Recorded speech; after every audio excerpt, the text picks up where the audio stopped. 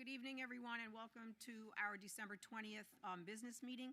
We have a little change of operations for us tonight. We are going to be calling the meeting to order with a special Board of Ed meeting, which will entail an update from the facilities committee update, and then we will go right into the regular Board of Education meeting.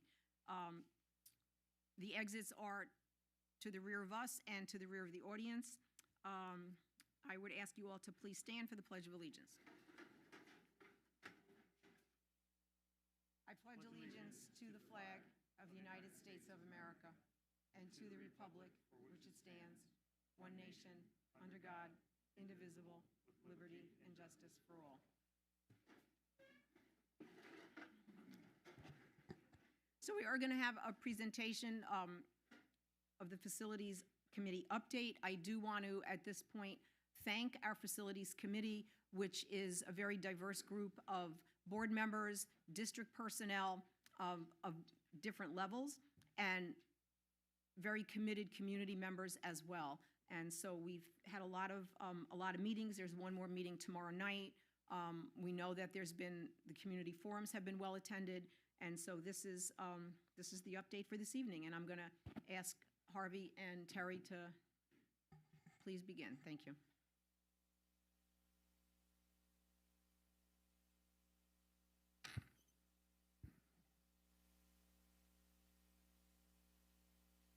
Good evening. All right, so this is on behalf of the Facilities Committee, who is meeting tomorrow for the last meeting of 2021, but wanted to provide the board with an update because there's lots of important actions that the board will need to take in the month of January. So where are we in the process?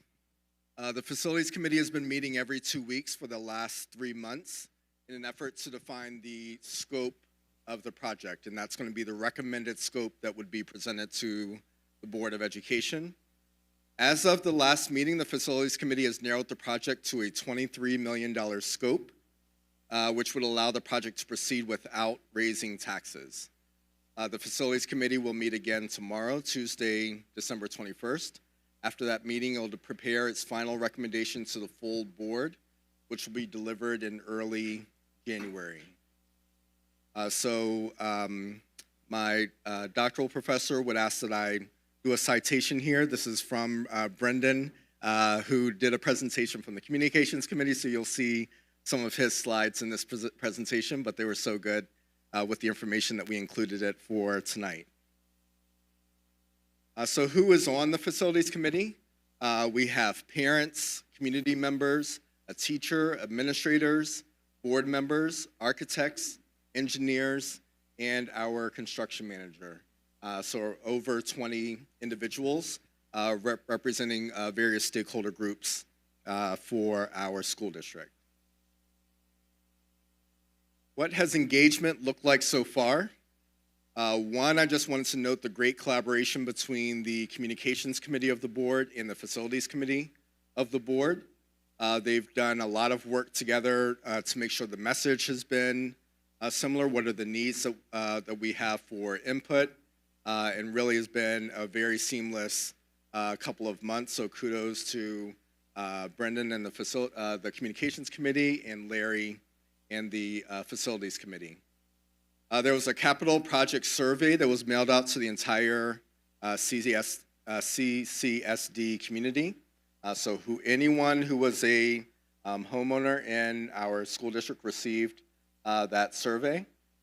We had a letter in the Cornwall Local announcing the capital project that was to come, how folks could provide feedback. There was even information as to how you could just email feedback directly to the Communications Committee. 2 public forums have been held thus far, the last one occurring last Thursday. A survey was sent to our CCSD staff, again asking through their eyes of the primary building that they are working in, what are the greatest needs for facilities improvements. And then there were one-on-one meetings most recently with each school principal to again try to hone that scope for the project.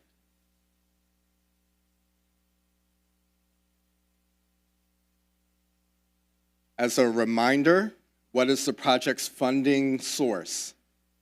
So again, we're using the district's $5 million that we've saved in the capital reserve in conjunction with the state building aid percentage. As you know, we get 3/4 on the dollar back in state aid. So we can afford a $20 million capital project, could be done without raising taxes. Additionally, through the use of debt service, which is interest and principal payments on an existing bond that will be paid off in April of '23, we can add up an additional $3 million to this upcoming capital project, again, without raising taxes. All totaled, the capital project can encompass $23 million of work, again, without raising taxes. What does the recommended scope look like? The vast majority, not the vast majority, but the majority of the scope right now is being recommended to go to upgrading our aging infrastructure. That shouldn't be a surprise to anyone in this room and our community at large. The second largest total is for athletic facilities at $8.4 million, and site work, which are our outside bus loops, kiss and ride, sidewalks, things of that nature, for a total of $23 million. For the results of the capital project survey that we sent out to the entire community, this is how the breakdown was for first place votes. Again, when we had the survey out, it was rank all of the options in order of priority. So people didn't just put their first choice, top priority. They ranked first, second, and third. For these categories, upgrading aging infrastructure proudly came in at the top. We all know that that's the greatest need in our school district. So 76% of those that returned the survey put that as our first place. Athletic facilities was second with 21%, and site work was last with 3%. So putting the recommended scope from the facilities committee next to the community survey results, this is how the breakdown is. Again, the greatest allocation going with our first place vote of upgrading aging infrastructure, second being athletic facilities, third being site work. So a side-by-side comparison of what the community survey results were and the allocation from the facilities committee. So the reason the facilities committee has been meeting every other week for over 3 months is because this was no small task. If you've taken a look at the building conditions survey, the list of items that must be improved for our district is quite extensive. We don't have a limitless pot of money, so the facilities committee has been working very hard to prioritize the greatest needs to fit within the $23 million allocation. So what about the projects that are not included in the current scope? They are not going to be ignored. They're going to be addressed in a series of different other manners. One, several of the projects that are on that initial list would be handled in-house through Buildings and Grounds. Our board has put some time and attention and funding towards hiring in-house professionals to handle things like an in-house painter, an in-house plumber, things of that nature. So some of these projects would be handled in-house through our Buildings and Grounds staff. Several of the mechanical devices that were on the list have a few more years of useful life to them, so we're going to push those off to a future repair. And then some projects, particularly site work. Site work was one of the top money items on the list, as the facilities committee members in this room know, because something like addressing the road leading all the way up to this school building is a lot of money. So that was a big ticket item at all of our schools. but some of these we're going to push off to another future capital project. So again, the things on the list are not being ignored. We're going to talk a little bit about some long-range planning to address some of these needs. So what does that future long-range planning look like? There's going to be a strategic approach taken to try to address as many of the items as we can in May 22, the vote then, which would take us out to 23, 24 to have those repairs completed. And then looking at the facility needs over the next 4 to 8 years, how can we plan to account for those and take care of those over the next 4 to 8 years? One way that we can do that, our neighbors in Warwick did just this. They got their capital project approved, and in that same vote, they voted to restart their capital reserve.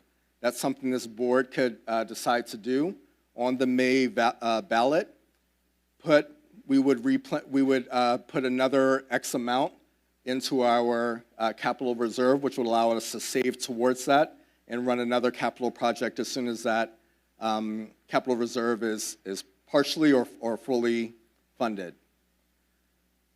Bullet 2, the district is going to pay off the current $33.95 to $34 million high school bond in October of 29, and the current $5.2 million energy performance bond in May of 2030. So both of these would free up debt service to fund another capital project. Remember in a previous slide, freeing up some debt service allowed us to add another $3 million to the current $20 million, so that's why we can do $23 million without raising taxes. We have another opportunity with a lot more money on the table with the high school bond and the energy project coming off that would free up more funds. So when we say the strategic approach for the next 4 to 8 years, the sooner the 4 to 5 year zone would be if we put another vote up to allocate a capital reserve. That would be something that we could save towards and start to tackle in the next 4 to 5 years. The 7 to 8 year range are that bond getting paid off in years 29 and 30. Okay, so that's the strategic planning for the next 4 to 8 years. All right, so what are the next steps for the Board of Education? Again, the Facilities Committee is meeting tomorrow to hopefully finalize its recommendation that will be presented to the Board of Education. The board discussion deliberation of that recommendation and the capital project scope as a whole will occur on Monday, January 10th. That's our work session, the first work session of the new year. Then the critical date is Monday, January 24th during our regular business meeting. The board will actually vote on the capital project and what we do moving forward for putting it up for vote. Okay? So that was high level. Again, this was supposed to be an update. The more detailed information will come from the Facilities Committee once they have finalized their recommendation to the full board. That detailed discussion deliberation will occur on January 10th with time also being provided on January 24th before we go to vote as a board. So by way of update, I wanted to provide that on behalf of the Facilities Committee. I did want to make sure that I didn't miss anything from Jim Cregan is on the Facilities Committee, Lewis, Larry, and then Brendan has been serving dual roles, being communications and facilities as well. And then, of course, Nancy is on the Facilities Committee. So did I miss anything, folks, before we open it up for questions? All right. So any questions by way of what we was provided by update?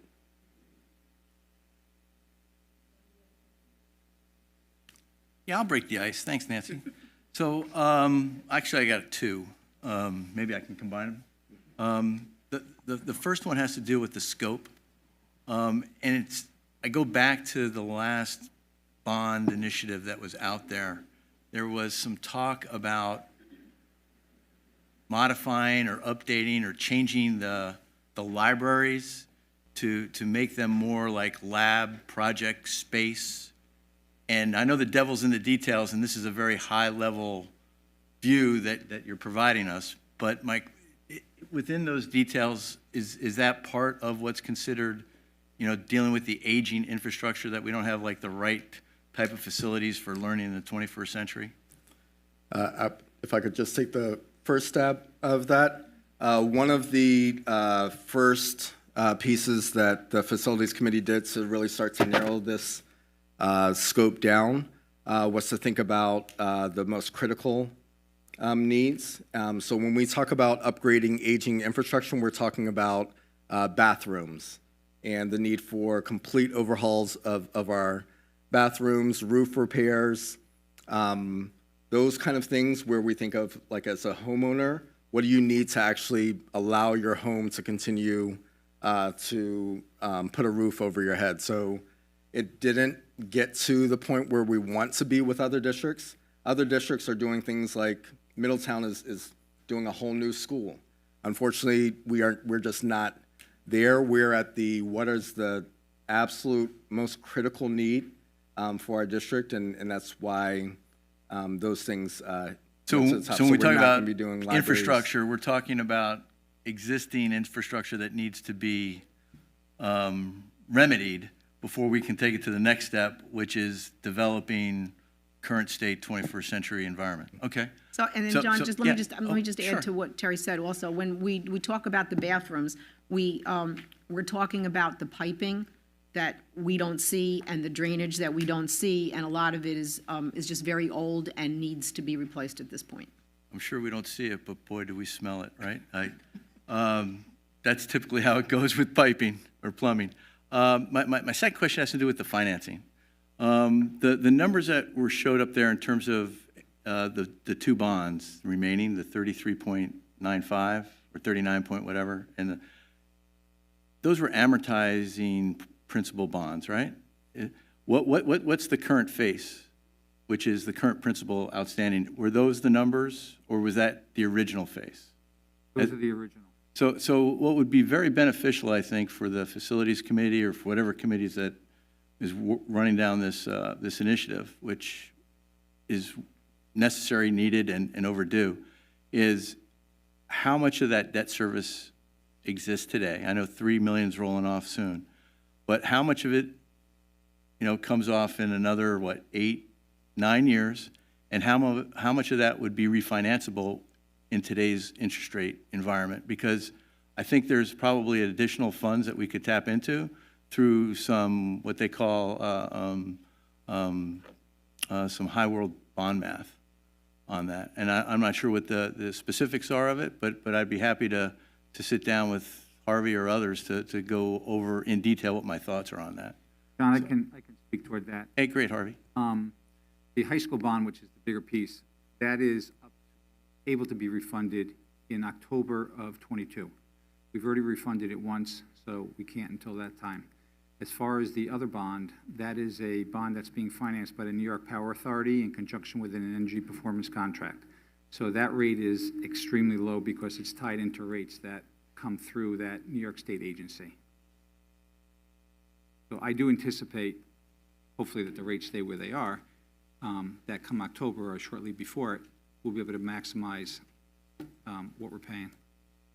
So to that end, we could not work out a strategy of defeasement ahead of that in order to take advantage of where rates are with, hopefully they don't go higher, but if they do, a defeasement would actually lock it in?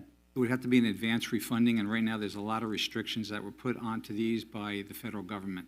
So we did look into that, and it's just not in the cards right now. I'm sorry. Do we have a sense of if we've looked at it, what the savings would be if we were able to refund that which is due in next year? We haven't calculated crunched the numbers. because it's we're talking 10 months out. So, I mean, we could do a what if, certainly, but. If we're doing long-term planning, I think that would be probably a factor that we'd want to incorporate into that strategy. Thanks. Mm-hmm. So I'm just looking at the survey we did and, some of just the math in terms of the percentages and then the allocations. How did we approach that? Did we max out the infrastructure side? And because I'm just not really seeing that, if I take the voting, that it builds out. But I assume there were some substantial projects that you couldn't go to the smaller numbers for as you allocated. Yeah, so the athletic facilities being at roughly 8.4 million, that's pretty much the lowest barrier to entry there, because that's the cost of the multi-sport athletic facility. So you're either not touching that or you're putting 8.4 in. Okay, So it's just a that was hurdle. the determination there, yeah. Okay, thank you.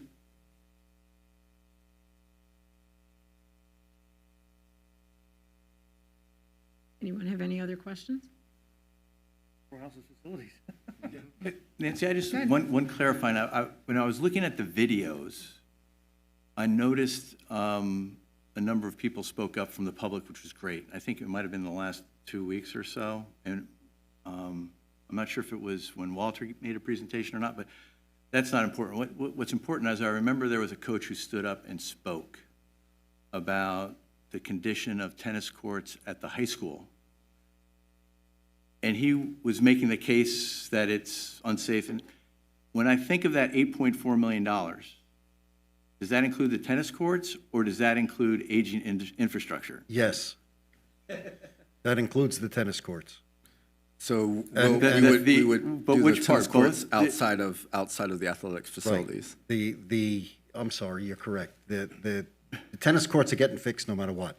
The reason why is if you go back to the building condition survey, the tennis courts were the only thing athletic-wise listed as unsatisfactory. So that we felt we had to put off into the high school bucket as something that was absolutely critical. I mean, they're unplayable moving forward. So that's why that was the determination of, we started as a facilities committee with the BCS as our roadmap. Tennis courts were on that. And then as we were getting community feedback, the athletics as a whole was factored. So that would be handled outside of athletics facilities. So just a recommendation for, as we move forward to this, is instead of calling it athletic facilities, maybe we find a wordsmith guide, an expert to call it what it really includes, like maybe the athletic center or something. I don't know. I threw it out there just to. Yeah, once it's decided from the facilities committee, they definitely will. Kind of everything's still on the table until the meeting tomorrow. No, I'm just saying from how you add the numbers up, and if I understand tennis is an athletic site, right? Those courts are athletic in nature, but if it represents something that we need to have and must fix, I'd agree with how it's been characterized and excluded from that current athletic fields. But again, just some nickels worth of free advice. Thanks. I see what you're saying, John. Multi-sport athletic facility, something like that, so yeah. Okay, anyone else here? All right, so I thank you, Terry, Harvey. I thank the whole committee again. Tremendous amount of work that everybody's been doing, all of the participants, so thank you. I'm now going to call to order the regular Board of Ed meeting. We've already said the pledge and identified the exits. We're going to move into our first item of business, which is recognition of visitors, public comments. The Board of Education welcomes comments from the public. Each person wishing to speak is asked to speak into the microphone, identify themselves, and respectfully limit their comments to 3 minutes. 2 opportunities to speak are available, one early in the meeting, which will be limited to 30 minutes, and another one at the end of the meeting. Each speaker may address the board only once at both the opening and the closing portions of the agenda. Please remember that there will be no cross-dialogue between speakers and between members of the board. We would ask that if you wish to speak, that you come up and use the microphone, and please identify yourself. So if anybody wishes to address the board right now, microphones are at either end. Good evening. My name is Tara Markle, and I am a parent in the district. My oldest daughter attends 2nd grade at Lee Road, and my youngest will be in kindergarten next year. I wanted to speak tonight to let the teachers and the nurses know that we, the parents, we hear you and we support you. I also want the board to know that the parents are watching. We're watching all your decisions. I'm a teacher in another local district, much larger than Cornwall, and I was disgusted watching the December 6th meeting. It is never easy for any teacher to come to the board meeting to speak out. How dare anyone try to abruptly adjourn the meeting? My district's board meetings sometimes last 3 to 4 hours, and regardless of whether the board likes what we have to say or not, they sit there and they listen. A member of the community was corrected when he said that the board was paid. You're correct, you're all volunteers, but you were all elected by the community, and when elections are due, you can be voted out.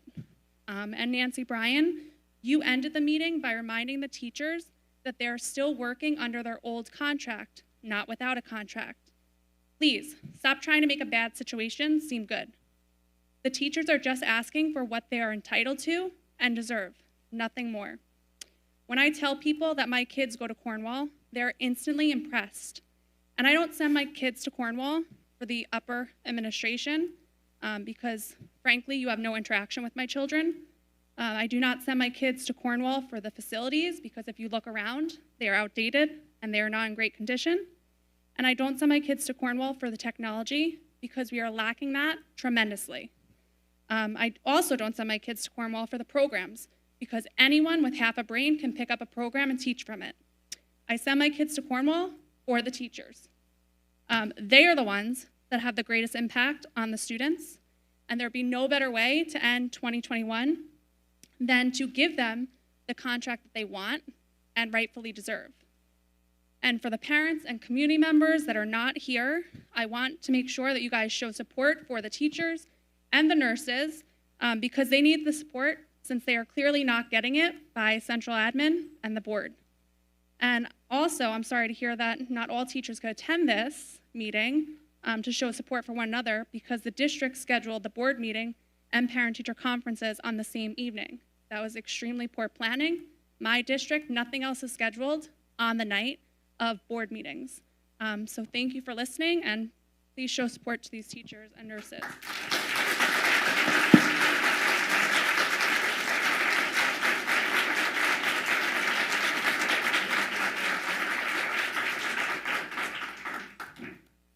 Hi, my name is Jeannie Alessi. I'm the nurse at Willow. I've been a registered nurse for 40 years and a nurse at Cornwall for the last 25. The teachers graciously let us join their union because we needed their support. We are now negotiating along with the teachers. The nurses in this district are highly qualified and experienced. We are able to care for our medically fragile students. We are trained and prepared to respond to any medical emergency. We keep meticulous medical records on each student and make sure every student in this district is properly immunized and reported to the Department of Health. Now add COVID to all of this. Last year, central administration, per the direction of the DOH, wanted each student to have temperature checks and a COVID questionnaire filled out. This was our responsibility to make sure this was done, which was time-consuming with phone calls and emails, in addition to all the existing responsibilities. We are the liaison to the community. We are the ones that parents call when they or their child test positive for COVID or had an exposure. We walk them through what needs to be done. CCSD does not have a policy regarding returning to school after an illness. It is up to the nurse's discretion. It is the nurse's responsibility to make sure we advise parents to take their child to the healthcare provider and get the proper paperwork so students can return to school safely. This is so much more. There is so much more that goes on in each health office. All we want is a fair contract to show our worth and to keep and hire qualified, experienced nurses. Thank you.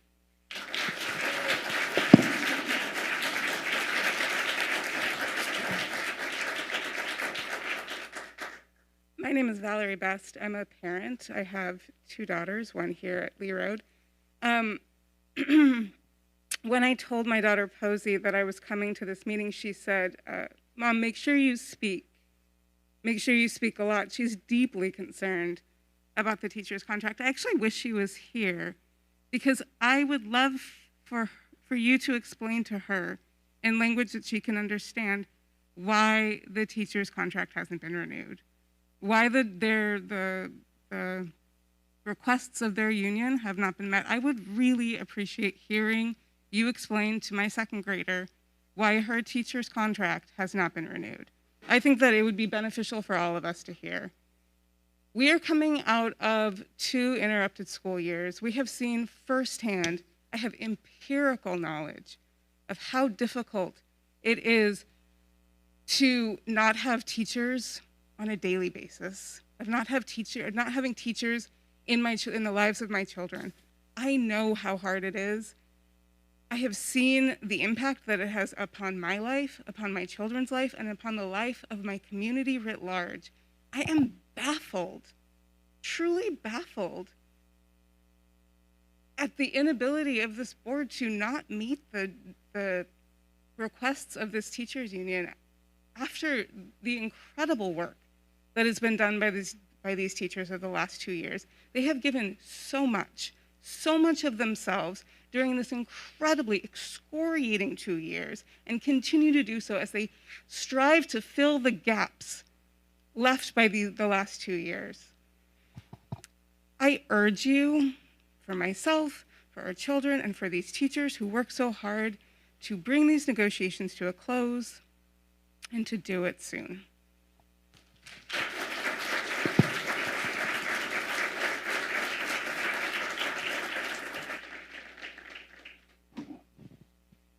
Good evening. My name is Sarah Bain, and I'm a CCSD alumni, and I've been a nurse at CES since 2018. CCSD employs 8 full-time nurses. The salary schedule of the nurses' contract dated July 1st, 2015 to July 30th, 2019 had 32 steps, as did the contract before it. However, in the 2015-2019 contract, there is a stipulation that states any nurse hired after May 1st, 2016 would stop at step 10. Step 10 was $54,782. The nurses lost 22 steps for all new hires on that contract, and all they gained was a minimal increase that still kept them in the lower half of the county. I am one of those nurses affected by this stipulation. I have been at step 10 for 2 years now. My colleagues said they felt terrible signing a contract that would cause future nurses to lose 22 steps, but they felt they had no choice. They had no representation and no backup. Those of you that were here in 2015 and took part in the creation of that contract took advantage of those nurses. The nurses were not in a union at the time. You saw a weakness and you took advantage of it.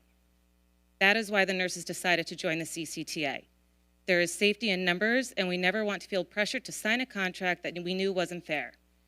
Out of 8 CCSD nurses, only 2 of us are currently affected by the Step 10 stipulation. Even as new nurses are retire and new are hired, we are talking about 8 people total. Our job carries a large amount of liability. We are frequently go without a break. We are in charge of meeting the state's deadlines for immunization reporting, ultimately saving the district thousands of dollars in fines. We care for students with chronic conditions who wouldn't even be able to attend school if we weren't here.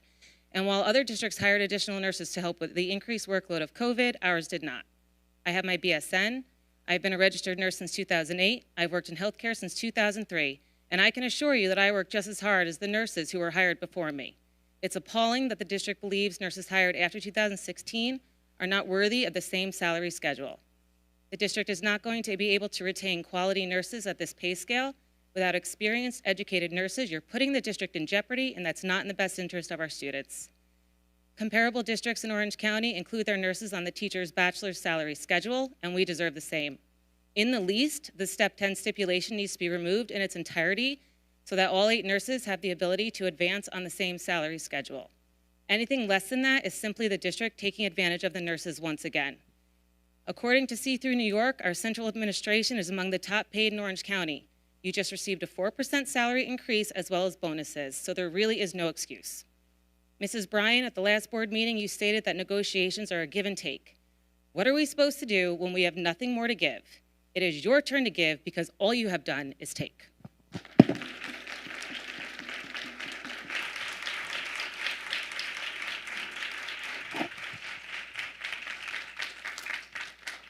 Hello, Lori K. Hefner, Cornwall Central Middle School. I'm here to talk about the lack of air conditioning in our classrooms, specifically in the middle school where I teach. I want you to understand that it's not just a few days out of the year, which has been mentioned several times. Please understand that in May and June, it's not only hot, but it's humid. In September and October, we have the same conditions. It's oppressive. I want you to take a moment, each of you, and think about a time in your life when you were sitting anywhere outside of an event or inside, and you were so hot and you were sweating, trying to concentrate, maybe a little bit dizzy, and all you could think about was, when am I going to be able to get out of this room or off this athletic field or wherever you are? Please think about a time like that in your life, because we all have had that happen. That is what you're asking your students to do. You're asking them to try to learn under these conditions, and your teachers to teach under these conditions. It really is oppressive. I can only think of 3 reasons why this problem has not been solved. 1, you didn't know about it. Now you know about it, and so does everyone else.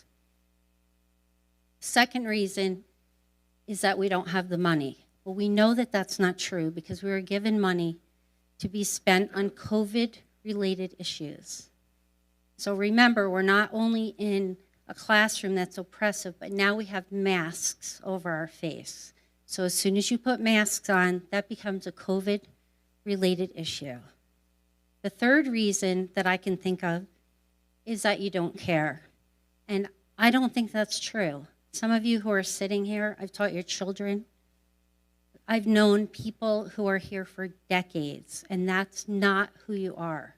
So I'm asking you to please put the children and the teachers, put them at the top of your list. Their basic needs, being able to sit in a classroom and teach in a classroom. That is not oppressive, and that is healthy, and that we won't become overheated. We want the kids to catch up. We want to fill in the gaps. We want to keep teaching.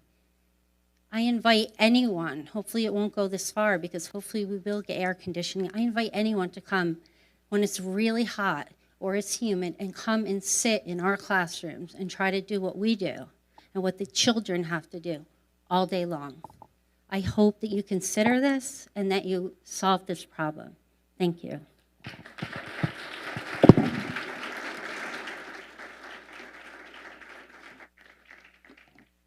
Hello, everyone. My name is Brianna Law, and I'm a freshman here in the Cornwall Central School District. I was here at the last board meeting 2 weeks ago, and what I saw was very disappointing.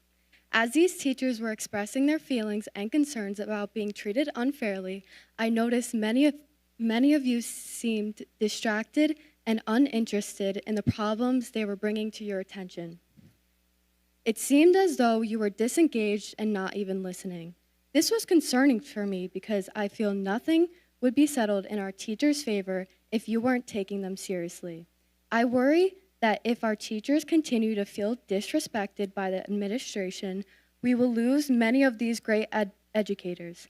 I am most definitely not willing to risk my education by sitting back and not speaking up for what I believe makes Cornwall a great school district. That is 100% because of our teachers. So, members of the board, I ask you to please see this from a student's point of view. Ask yourself, who else is this affecting? Us students see these people every single day. They treat us like their own. I cannot even put into words how much these educators have impact on our day. So from a student, I ask you to please consider compensating our teachers fairly so we can continue to have the great educators we are used to having. When I walked in here last meeting, I was greeted by many of my previous teachers. Every single one of them remembered me by name, gave me a big smile, and seemed excited to see me again. The ways these teachers go out of their ways to make their students feel important is incomparable. Whether it be writing you a little note on your desk if they see you are having a bad day, or even just simply saying hi to you in the hallways, they will do that for you. Speaking up for my teachers, my mentors, is the last thing I can do. I thank you for your time, and please put my words into consideration.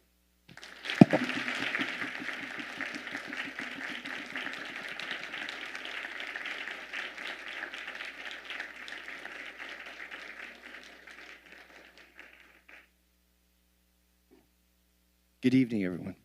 My name is Sean Fogley, and I'm a 5th and 6th grade skills teacher at the Cornwall Middle School. I'm a community resident, and I'm a proud dad who is lucky enough to teach at the same school that my children attend.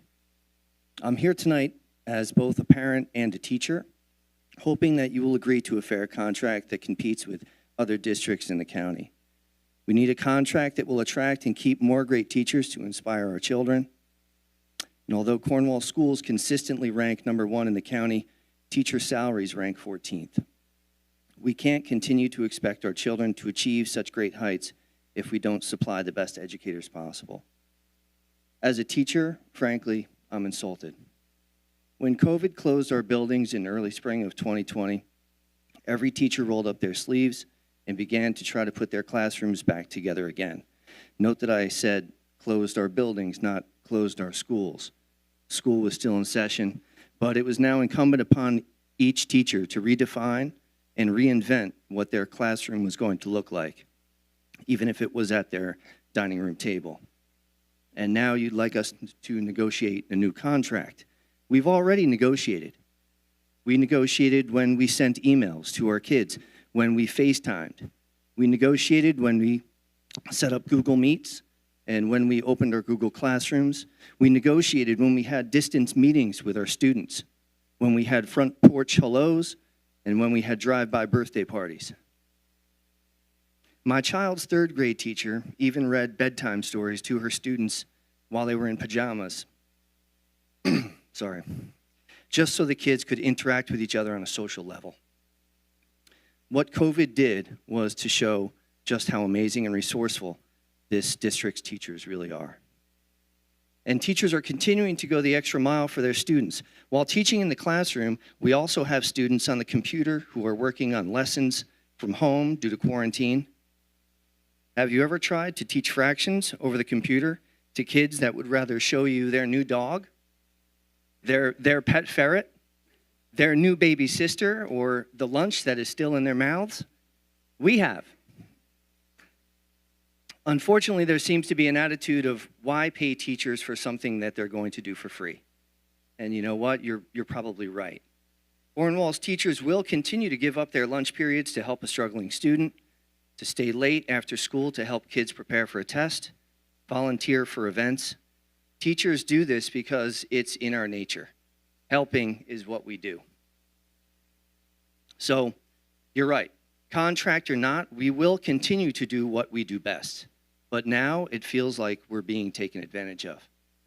We've already negotiated. Cornwall's teachers deserve a fair contract now.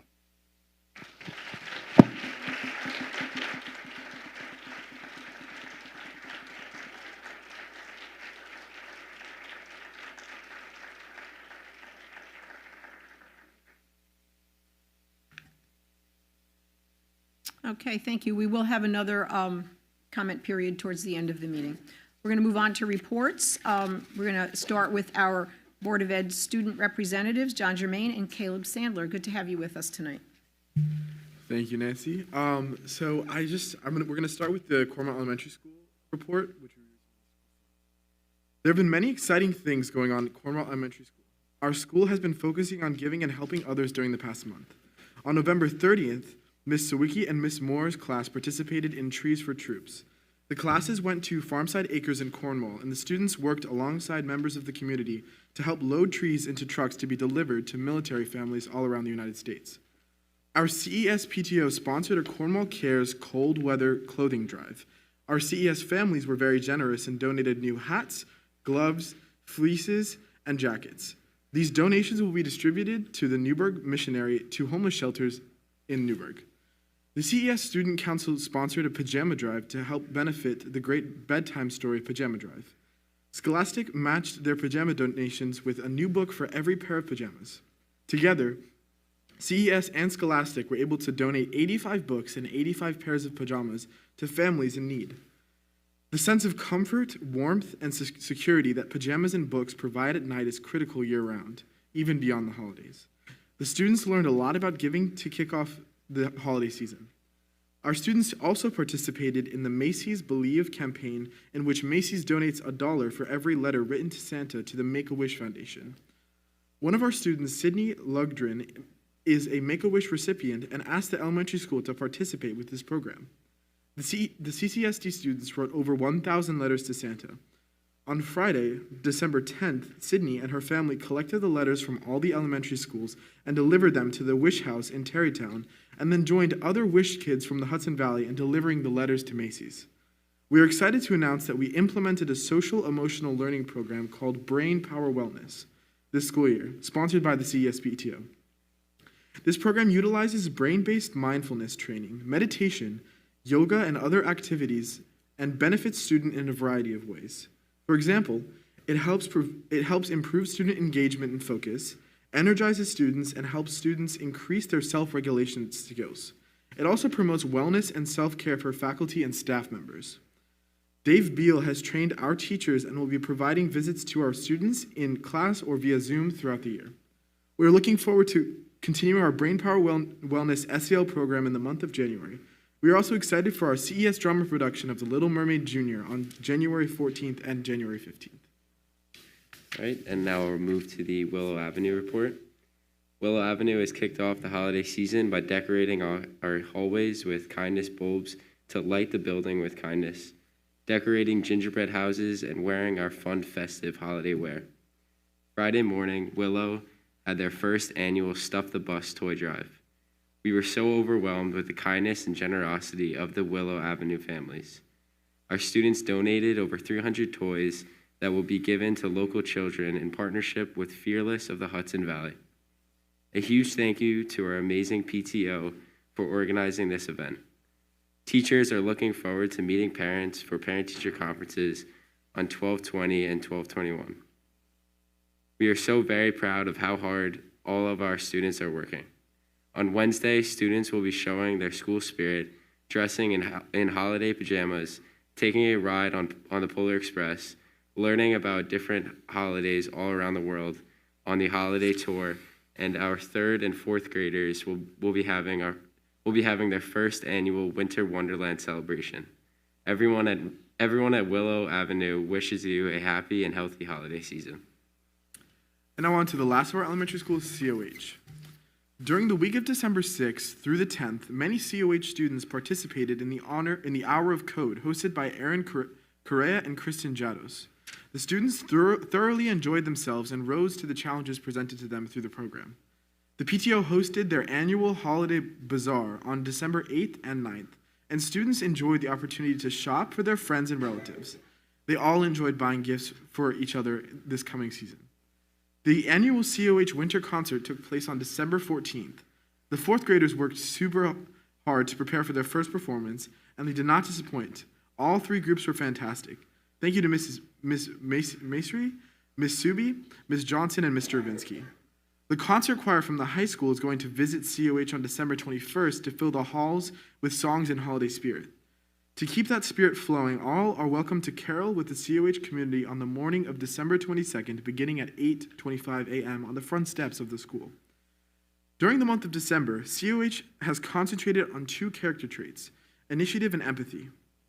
The students took initiative twice, once by writing letters to Santa for the Make-A-Wish Foundation, and then by writing letters to support a child through the Be a Friend project. The letters written showed tremendous empathy for others. The staff could not be more proud of their efforts. And then finally, the staff at COH would like to wish everyone a happy holiday season moving forward.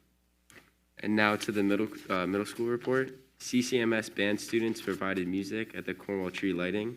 Many thanks to Mr. Aloja for bringing more than 25 students out to start the holiday season in Cornwall. Students in the 5th and 6th grade student council have a big heart. To tie in with the Random Acts of Kindness Month, they are selling candy canes for a cause during lunches and include a note attached to them that includes a message of kindness. In order to have the kindness keep moving forward, they will then use the money raised to make a donation to a charitable organization. Students are currently voting on where their contribution will go. 5th and 6th grade students enjoyed a fun and sweet afternoon on Friday for the annual PTO gingerbread house building. Students had the opportunity to make some sweet creations, many thanks to the PTO. 7th and 8th grade students were finally able to get together and unwind at PTO-sponsored rec nights. The 7th grade had a groovy glow party, and 8th grade got all dressed up for their annual red carpet event. We are so thankful to all the volunteers that made both of these events happen. The middle school would like to wish everyone a safe and happy holiday season. And then finally to our report of the high school. Well, just for the sake of repetition as we ran out the year, I think it's worthy to say that the high school has made further progress towards normalcy, as expected. Sadly, there is an aura approaching, which is the Omicron variant, but it's one the high school is definitely ready to take on. The arts at CCHS have been just as strong as ever this month, as the Drama Club had their auditions for the spring musical, which have since concluded and a great cast was assembled. Musicians from CCHS have also recently participated in NYSSMA Area All-State, which are ensembles made up of the best musicians in the region. Admitted musicians included Tyler Reed, Leah Hannes, Natalie Celentano, Ben Carter, Anika Fadness, Ellie Babbitt, Stephanie Correa, Josh and Sam Wozniak, Simon Ewell, and Jonathan Archangel. Also, this year, OCMEA All-County was finally reinstated, and many high school musicians, both instrumental and vocal, were admitted into the programs. Congratulations to all the musicians who have participated in these programs this year. Furthermore, with the conclusion of the 2021 college application process, basically the conclusion, not quite, but we're getting there, seniors are finally hearing results back from their applications, and the guidance department's wall of acceptances is steadily growing. The NHS recently had its induction ceremony in which new juniors were admitted into the society. Congratulations to all who were admitted. Though the success seen in this past month have extended beyond just the arts, as many winter sports have been showing positive preliminary results. Now that all fall sports are done, our winter programs have their time to shine. The boys wrestling team started off their season with a tough loss to a very talented menacing team, but will no doubt bounce back as the team is made up of many talented wrestlers this year. The girls basketball team had a huge win against league rival Goshen on Thursday night. They are led by senior captains Mio Dino Senzio and Gabby Shapiro. The boys basketball team had a great start to the season, going 3-0 with a win against league rival Minnesink. However, last night they received their first loss to a very talented O'Neill team. The boys hope to bounce back on Tuesday night against Monticello. Winter track and field have also begun their season with meets at the Newburgh Armory with Cornwall's multitude of talented athletes. Also, congratulations to Carrie Beloga for her fourth place finish at Nationals this past week. In addition, the boys swim and dive team have begun their season with wins at both county-wide swimming events. Congratulations to all of our winter athletes for the impressive start to the winter season. And just a couple things to add. Just to add upon what was said in one of the elementary schools. So the concert choir is tomorrow caroling across the entire district, including the district office and the buildings and grounds, which is a tradition we were happy to be able to bring back this year, which is occurring tomorrow. And also, just for college acceptances, in the recent early decision release, we had a student admitted to Tufts. So that was just one of the more notable ones moving forward, as well as a few others into Ivies, but I can't say for sure. And I also wanted to add that we had our Sadie Hawkins dance on Saturday. Neither one of us were able to attend, but from what our friend said, it was just as normal as our sophomore year, aside from the mass, obviously, but everyone had a great time then. Yeah, and I think it shows that we didn't attend because it actually was on Friday. So. Right. But yes, I think that concludes most of what's been going on in the high school specifically. Thank you both so much. It's always great to hear from you. We're going to move on to the superintendent's update. Mr. Dade? Just want to wish our students, families, and staff a relaxing, enjoyable, no snow winter break. I know we all need it, but I sincerely hope that everyone's able to disconnect and enjoy time with family and loved ones. Same with our board. Here's to a coronavirus-free 2022, but looking forward to a new year. Thank you. We're certainly looking forward to the final report that comes to the board from the Facilities Committee, and I thank everyone again who so far has done so much work towards that. It's been a great month for our entire school community, being in school, our athletes, our student performers, so definitely congratulations and thank you to everyone who's participated. We've had some really outstanding things going on. We're going to move on to new business, the consent agenda. The use of the consent agenda permits the Board of Education to make more effective use of its time by adopting a single motion to cover those relatively routine matters which are included. Any member of the board who wishes to discuss individually a particular piece of business on the consent agenda may so indicate, and that item will be considered and voted on separately. Anyone, we have items 2 through 7. Anyone wishing at this time to pull something off the consent agenda? I'd like to pull off item 3. Item 3. Anything else anyone wishes to pull off? Nancy, I think it's kind of strange, but it's item 1 under item 2. So it's basically the approval of the minutes. I'm not sure how we deal with that. Well, okay, that's fine. So items 2 and 3 will be pulled off. Anyone else? Okay, so we've got 4 through 7. It is recommended that the Board of Education approve the following consent agenda as submitted by the Superintendent of Schools. We'll do items 4 through 7. Do I have a motion? So move. And a second? Second. All in favor? Aye. Opposed? Okay, items 4 through 7 carried. We'll now go to item, I guess we'll do 3 first, Brendan, because you said 3 before 2. So we'll do number 3, which is personnel actions. Yeah, so, oh, sorry. We have to have a motion and a second. Okay, so hereby resolved upon the recommendation of the Superintendent of Schools, the Board of Education does hereby accept the following personnel actions. Do I have a motion? So moved. And a second? Second. And discussion. Brendan? Yeah, so I just wanted to ask a clarifying question about the creation of positions. So, I mean, just to review what I understand to be true. So, this is the use of the federal funds as was described over the summer. We're taking some positions that were going to be teachers' assistants and moving them to teachers. It's my understanding this is still within the same budgetary limits, so that's great. I just wanted to understand a little bit about how this would change the classroom activity. So those that are going to be adding teachers, what? First of all, will they go into existing classrooms, and if so, just what would the education experience look like there?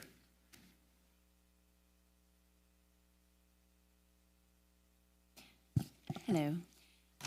Yes, so to answer your question, it will change in regard to what a classroom will look like, but it'll look more as like a classroom within a classroom model. So the support that we're building in will allow our current classroom teachers to dive down, close the gaps with their students that are with them, and then these new hire teachers and TAs will be able to come in, work with a larger group of students on, overall lessons and so on, while the classroom teacher is supporting that small intensive group instruction. Thank you. You're welcome. Any other questions on item 3? So I had just a question, because I know we've talked about it in the past, but my memory, I think after getting COVID, COVID fog, it's real. And so I'm trying to remember, I know the numbers have been talked about, but I can't recall what they were. Can anyone talk about what the cost associated with that was? Just not, kind of approximately, please. So I pulled up the July 12th presentation, and for teaching assistant positions, it was allocated approximately $2.5 million over a year and a half. So that's, like Brendan said, the same budget allocation, but the shift to hiring more teachers to support our students and staff in the classroom. So just for the avoidance of doubt, the numbers stay the same. What we've done is just change the position from a TA into full-time teacher. Correct. Great, that's wonderful, thank you. for the clarification. Any other questions? And Go ahead, our, Nina. our budget is temporary, right? But are these temporary positions or permanent positions? Yes, all of the components of the federal funding plan are temporary. So there's a total allocation for the district. When that funding runs out or the time runs out, the funding goes away. Again, it's 23, 24, correct, Harvey? Years 2023 and 2024 are when the funding runs out. For most of the positions, being at a year and a half, it would start approximately end of January, early February of 2022. So finish all of 2022 to the 2023 school year. So 22-23 school year is when they would go away. So Megan, to your answer earlier, this is to help the teachers concentrate while these new teachers push in. This is to help the existing teachers to work with the kids who have voids from the period that COVID was, when kids were home, and even the current period. Is that right? Yeah, correct. So the genesis of the grant is for learning loss. So we had sent a survey out in past spring and then continue conversations throughout the fall with what that actually looks like. So you'll see also, in addition, there's a guidance counselor for the middle school. We're approaching a whole new dynamic with the middle years that are already a tricky walk, that now kids are coming back in after a year and a half of a staggered schedule, and we have new behaviors. So we've kind of revamped some of the planning so that way it'll support the classroom within a classroom model, it'll support social emotional learning, K-12, and it'll support some behavior needs that we're having. And also in speaking with our department heads at the high school, we're going to be implementing a math and science lab type of teacher where they'll support students who need intense instruction, both for building on gaps, building foundation, and also kind of like a pre-teach and a reteach of labs to be successful for Regents exams. Okay, thank you. You're welcome. Okay, any other questions? All right, all those in favor of number 3? Aye. Opposed? Abstentions? Motion carried. Thank you. All right, number 2. Recommended actions for the month. Resolved upon the recommendation of the superintendent of schools, the Board of Education does accept the following recommended actions, 1 through 8. Do I have a motion? So moved. And a second? Second. Discussion. John? So under item 1, approval of minutes, specifically the last board meeting, I think December 6th, in reviewing those minutes, I noticed that there was no summary or record of the proposal that was discussed during the public comment period.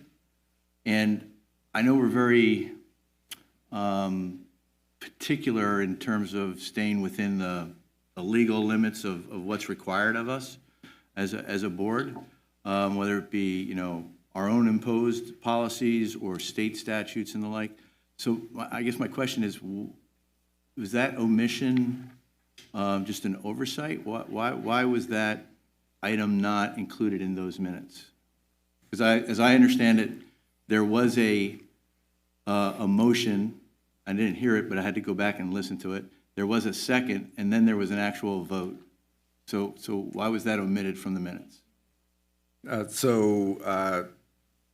We went back and watched it as well. There wasn't an official roll call for vote. The atmosphere in the room didn't allow for actually hearing votes. And then, as we recall, a board member stepped in and said we would continue should folks abide by the 3 minutes. So it wasn't a typical vote that we would clearly be able to hear right now because of the atmosphere in the room. So again, we can go back and watch the tape we have to see if we could gather what that was.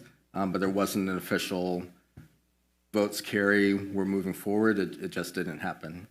So I think that's fair in terms of identifying people who voted for or against. I don't know if the tape showed. I think the actual request was show of hands who supported the motion.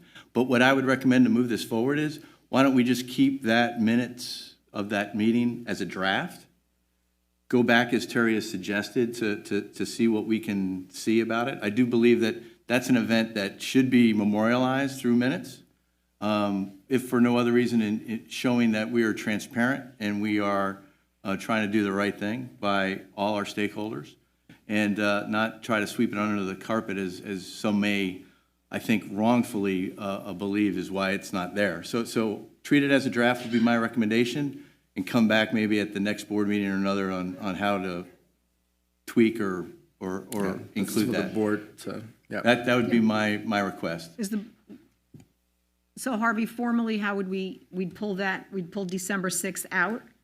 Does that need a motion, or just so that we're doing that right? It would need a motion to remove it from the agenda, and then we just don't vote on it.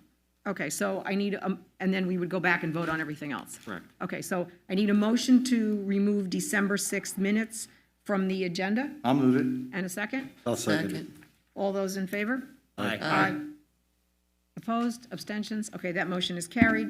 And then we have a motion, so I will make a new motion now for items 1 through 8, minus the December 6th.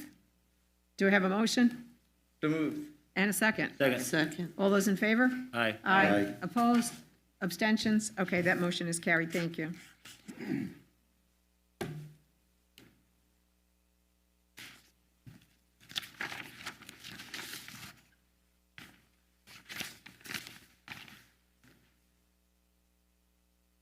Okay, so the next item of business is new business, non-consent items. We have item number 1 is the Cornwall Central School District cheer trip to Dallas, Texas. Resolved upon the recommendation of the Superintendent of Schools, the Board of Education does hereby approve the CCSD proposed CCHS varsity cheerleading trip to Dallas, Texas for the tentative dates of January 21st through January 24th, 2022. Do I have a motion? So moved. And a second? Second. Discussion? I have a question. Yep. If COVID prevents this from going on, is there something in place for, so that the students aren't penalized for monies that they have laid out? I believe for this and the next agenda item, the Key Largo trip, that there's things built in for parents to either sign on with full knowledge that you're signing on whether we go or not, or the reverse. So either way, parents have been informed of what the rules for participating will be. Thank you. I'm sorry, anyone else? Okay, all those in favor? Aye. Aye. Opposed? Abstentions? Motion carried. Thank you. Number 2, Cornwall Central High School marine biology trip to Key Largo. Resolved upon the recommendation of the Superintendent of Schools, Board of Education does hereby approve the Cornwall Central School District proposed trip to Key Largo, Florida. The tentative dates for this trip are February 18th through February 24th, 2022. Do I have a motion? So moved. And a second? Second. Discussion? Do they need a Board of Education chaperone for the trip to Key Largo? And I was trying to find a way to phrase that exact, like, can I go? But well done. I don't know if they, I don't know. Okay, all those in favor? Aye. Opposed? Abstentions? Motion carried. Thank you. Item number 3, Tetra Tech Capital Project Agreement Resolution. It is hereby resolved upon the recommendation of the Superintendent of Schools, the agreement between the Cornwall Central School District and Tetra Tech Engineers, Architects, and Landscape Architects, P.C., doing business as Tetra Tech Architects and Engineers, dated June 16, 2021, is hereby approved, and the President of the Board is authorized to execute the contract on behalf of the school district. Do I have a motion? No move. And a second? Second. And discussion? Any discussion? Okay, all those in favor? Aye. Aye. Opposed? Abstentions? Motion carried. Thank you. Okay, so we're up to our second recognition of visitors. Recognition for visitors of any item on the agenda or for any other concern. The Board of Education welcomes comments from the public. Each person wishing to speak is asked to speak into the microphone, identify themselves, and respectfully limit their comments to 3 minutes. This is the second opportunity to speak, and we will be limiting it, please, to 30 minutes total, and as this is the one at the end of the meeting. Each speaker may address the board only once at both the opening and the closing portions of the agenda. Please remember there's no cross dialogue between speakers and between members of the board. So anyone wishing to speak, we'd ask you to, you may come up and state your name and use the microphones. Hello, good evening. Is this on? All right, my name is Caitlin Nolan, Caitlin Bridget Nolan. I am a resident of Cornwall on Hudson, on Curie Road. I'm a graduate of 2004 and a current teacher, but I'm speaking tonight on behalf of our nurses, but as a tax-paying citizen. So although I'm a teacher, nursing is actually in my blood, although because of my ongoing queasiness when thinking of blood in any regard, I chose teaching instead. My mother, a Cornwall resident for over 15 years, was a nurse for 45 years, ending her career just this past January at New York Presbyterian Hospital in Manhattan. She was diagnosed with COVID on her first day of retirement and gave it to me unknowingly. Happy New Year's, Mom. Thank you so much. But thankfully, she recovered and is enjoying retirement. My Aunt Kathleen, her sister, lovingly nicknamed Cuckoo, also retired after another amazing career as a nurse after 45 years. And my grandmother, Mrs. Bridget Walls McKenna, came over from Ireland to become an American nurse and retired at 50 years. I'm so proud of these women in my family and of nurses in general. Thank you all the nurses that came here and spoke. Thank you all so much. You are the backbone and lifeblood of our school and our entire district. I know how hard these nurses work in our schools day in and day out, and they deserve a fair and equitable contract, as do our counselors and our teachers. It's not just teachers. I know it's CCTA, but it's all of us. I want to say a heartfelt thank you again to all of our nurses and wish them a wonderful and safe holiday break. You deserve it. And we will never stop fighting for you, because you cannot possibly put students first when you put teachers and counselors and nurses last. Go Dragons. Thank you.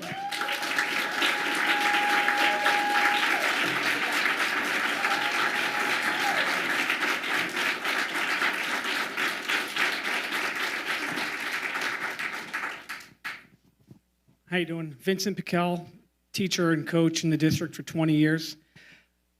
Thank you for the presentation earlier. It seems to be clear that this $23 million budget is going into repairs for our buildings because they're clearly falling apart. That's a hefty budget for not enhancing the libraries or other parts. It's simply fixing the piping, fixing facilities that have been neglected for these amount of years. Neglect.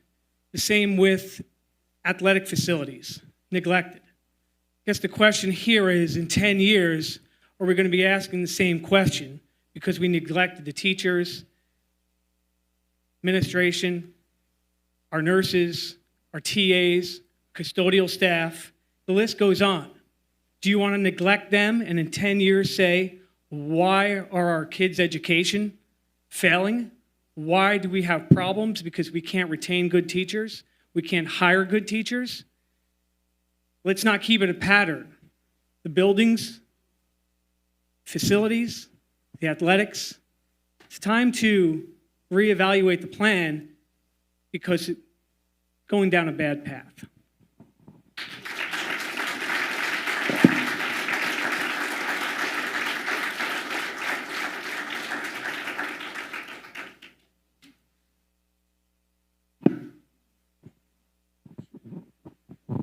How you doing?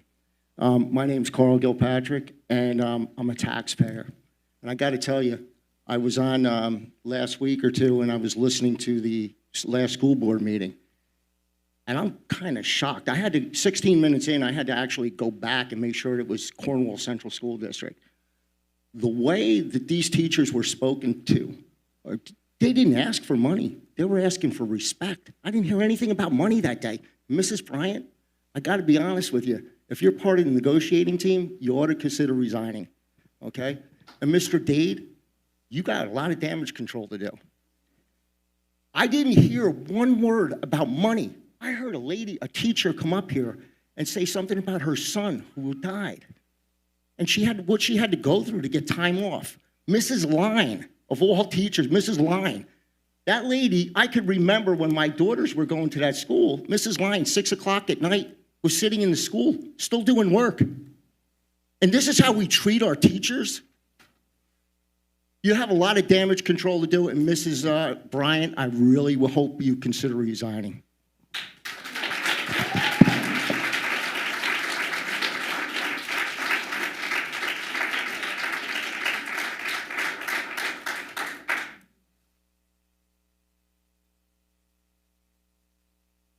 Okay, thank you. We come to now our closing comments from the board.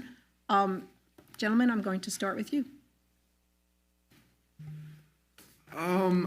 I personally don't have that much to say. I'd like to wish everyone a wonderful holiday and a great Christmas moving forward, and because we have essentially 2 weeks moving forward for the students, which is going to be great. And I have to disagree with you, Mr. Dade. I hope we do get snow, as I'm a skier. So I have to disagree with that. But Merry Christmas to everyone and happy holidays. I just wanted to say I joined the basketball team, and it's been a great start to the year.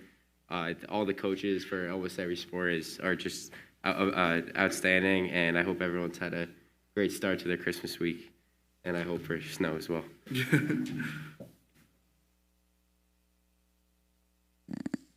Hi, thank you. Appreciate the John and Caleb, the comments from the schools. As I always say, I really enjoy understanding what's happening on a day-to-day basis, and the volunteerism around the holiday, that spirit of giving that's been consistently heard at all the schools is wonderful. It's a great model to set for the children, and thank you to everyone that's a part of that in terms of modeling and teaching that behavior, as well as being a part of delivering it. I just would like to wish everybody happy holidays, and I would just like to let everybody know that everybody that comes here and speaks is heard and is respected, and that, you know, this is a forum for everybody to do that. Thank you.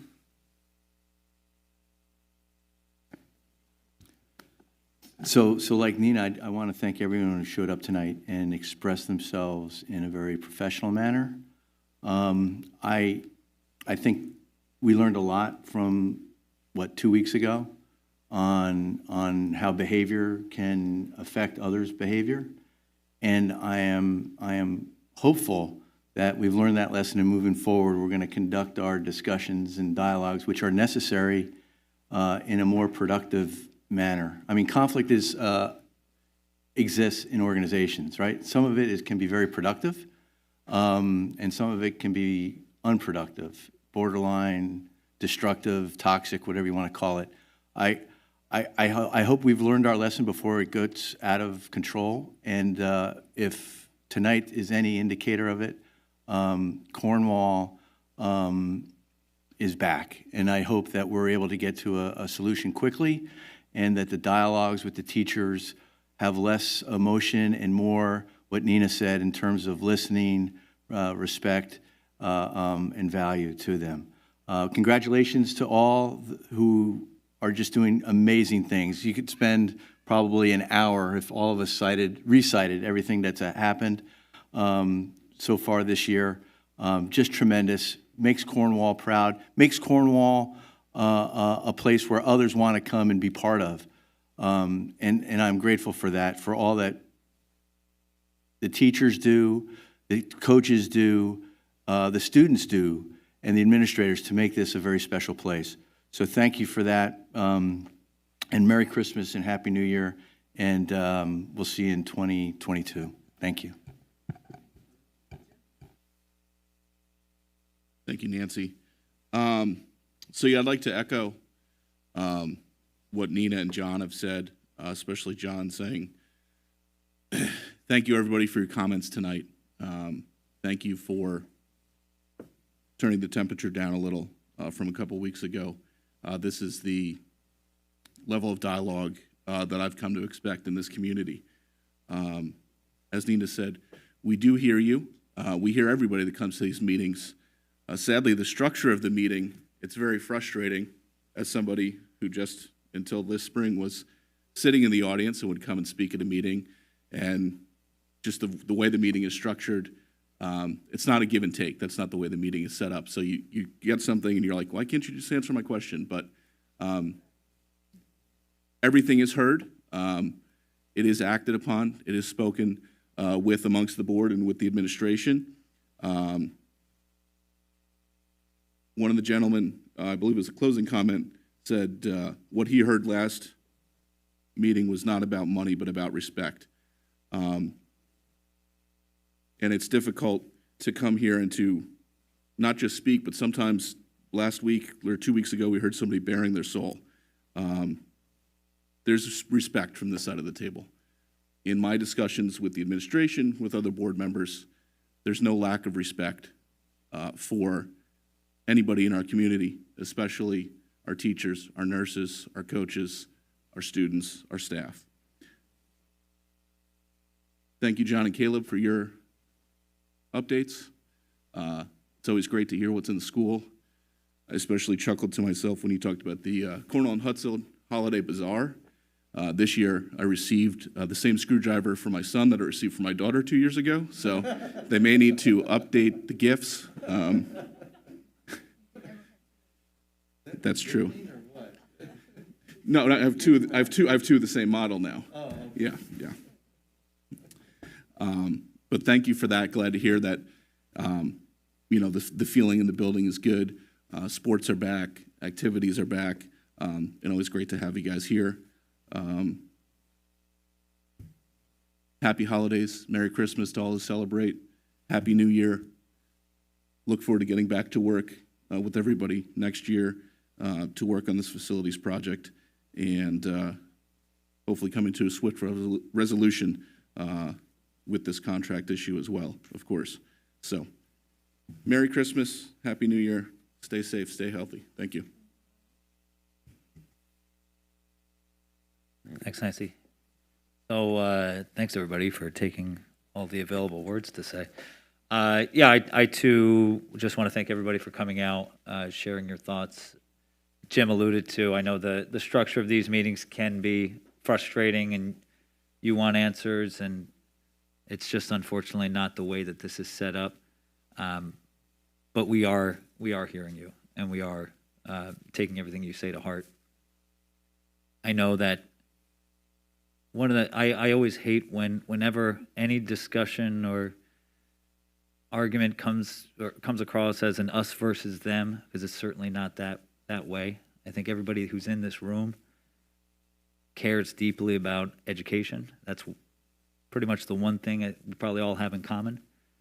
And we want to find solutions to all of these issues because we care so deeply about these schools and this community. And I trust that we will be getting close to doing that in the near future. So thank you, John and Caleb, for your continued insights and anecdotes. It is always fun. With the masks, you don't see us chuckling beneath at some of the stuff that's conveyed. But thank you for that. And yeah, if you can get rest over the break, do it. I know for a lot of us, having almost 2 weeks with your kids at home all the time is not exactly how you would draw it up for a relaxing vacation. But these are the times we'll all, I guess, wish we could have back. So enjoy it while it lasts. Thanks, everybody.